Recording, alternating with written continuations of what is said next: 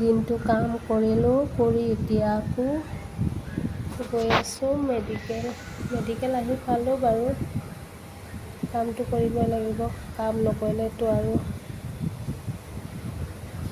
উপায় নাই।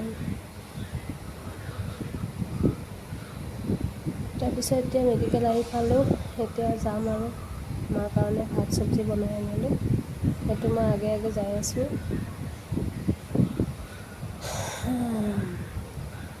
আহি পালোঁ বৰ্তমান মেডিকেল, ইয়াতেও ভাত চব্জি আছে, মোৰ হাতত দালি আছে, দালিখিনি পৰি যায় ন, সেইটো কাৰণে মই মানে হাততে লৈ আহিছোঁ।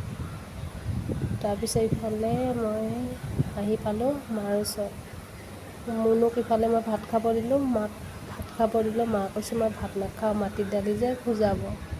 ঠিক আছে নাখায় যদি মই আম আৰু আপেল কাটি দিলোঁ আৰু গাখীৰ গৰম কৰি আনিছিলোঁ যে সেইটোকে দিলোঁ আৰু খাবলৈ, ভাত নাখাওঁ বুলি ক'লেতো।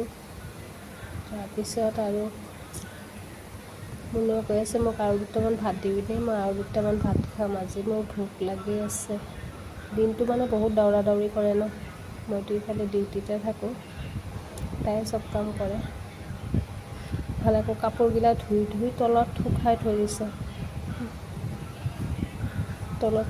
থৈ দিছে, সেয়া মুনুক ভাত খুজিলে দিলোঁ।